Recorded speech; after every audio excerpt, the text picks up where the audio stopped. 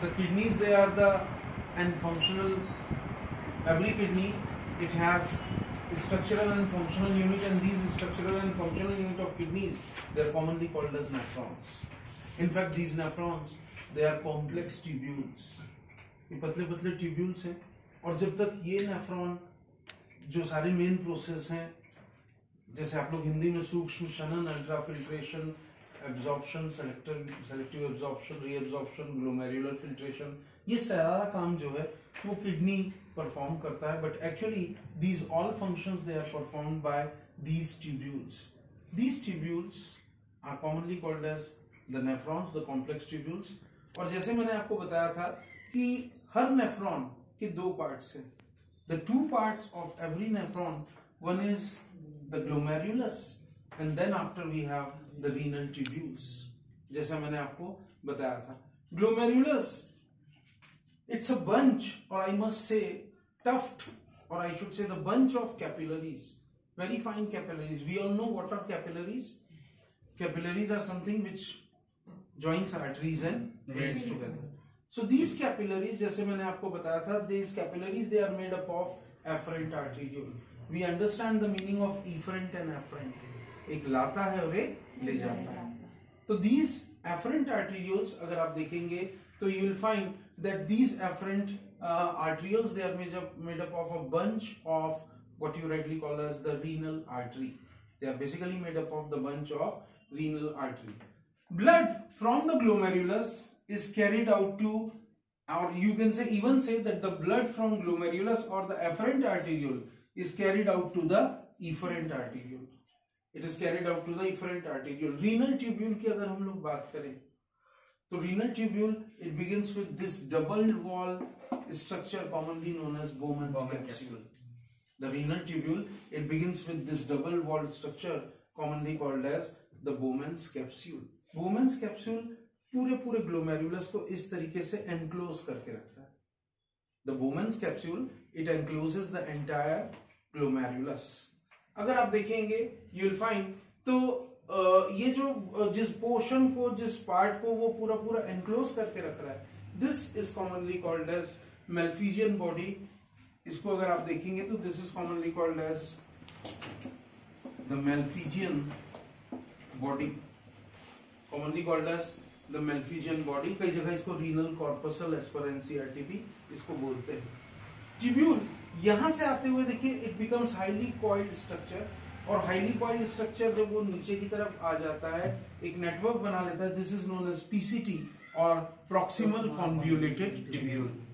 Clear, जैसा मैंने आपको बताया था. और इसमें आपको एज यू कैन सी ये शेप जो आप दिखाई दे रहे हैं, यही ट्यूब्यूल जब यहां से ऐसे नीचे आ रहा है तो this becomes a hairpin shaped.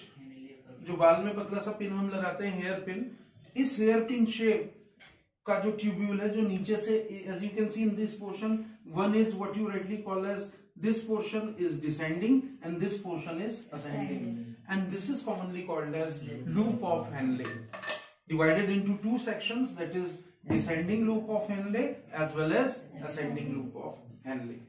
Clear. इसके बाद अगर आप देखेंगे जो डिसेंडिंग लूप है वो आगे जाकर के ऊपर, जब यही लूप इधर जाकर के when it is getting attached with this collecting tube, this is known as DCT, distal convoluted tubule. So one side it is PCT, proximal convoluted tubule, and the other side it is what? DCT, that is commonly called as distal convoluted tubule. As you can see, this DCT is opening into this long tube which is commonly called as collecting duct. This long tube is commonly called as collecting duct. Clear? और ये renal pelvis में open होता है with the help of these, as you can see, these what you rightly call as medullary pyramids. It opens into the renal pelvis with the help of these what you call as medullary pyramid, and it is located in what you rightly call as the calyces. Moving further, थोड़ा सा और नीचे आते हैं. ये तीनों portion ध्यान से देखिएगा, the Malpighian body, PCT as well as DCT. क्या क्या बोला मैंने? The Malpighian body, proximal convoluted tubule as well as the distal convoluted tubule. Clear? ये कहाँ located होते हैं? These all three are located in the cortical region of the kidney or the cortex region. They are located in the cortical region of kidney. So basically, where they are located? They are located in the cortical region of the kidney. Clear? And you will find कि यहीं पे जो loop of Henley है वो आपके medulla में जाकर के मिक्स हो जाता है, लिप अप कर लेता है, वो लॉकअप कर लेता है इनटू द मेड्यूलर रीजन. अगर आप देखेंगे मैक्सिमम नेफ्रॉन्स में जो लूप ऑफ हेनले है it is short. I repeat, this pin shape, hairpin shape loop of Henle ये काफी शॉर्ट होता है. और ये अगर किडनी के अंदर देखोगे तो this loop of Henle is only found in the medullary region. Where it is found in? It is only found in the medullary region. Clear? तो जिसमें loop of Henle short होता है and such type of kidneys where loop of Henle is found in medullary regions, you will find such type of nephrons, they are called as cortical nephrons. Such type of nephrons, they are commonly called as cortical nephrons. These type of nephrons, they are commonly called as cortical nephrons. Clear? Right. अच्छा, कई kidneys में जो loop of Henley वो काफी long होता है, वो काफी लंबा होता है. The loop of Henle is long in many of the kidneys और वो मेड्यूला के अंदर तक जाता है, deep inside the medulla. Is this clear?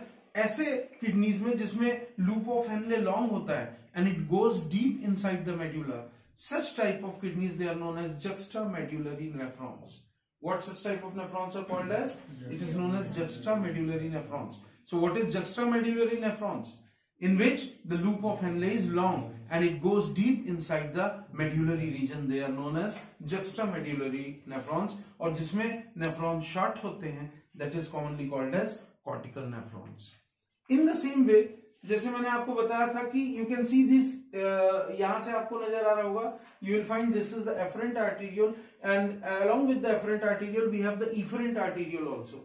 Efferent arteriole is also arising from where? It is arising from the glomerulus.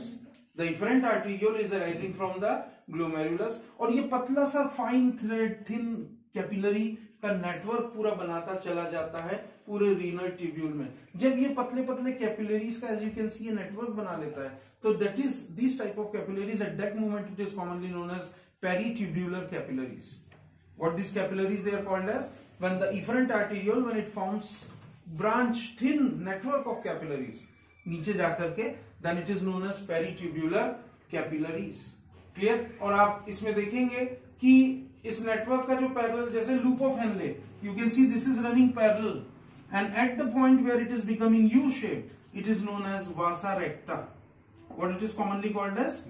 It is what you commonly call as vasa recta. Clear? Cortical nephrons में vasa recta absent होता है. So in cortical nephrons, vasa recta or the U-shaped part of the loop of Henle is absent in the cortical nephrons, where you can find out that it is small in size. इसके बाद हम next topic में देखेंगे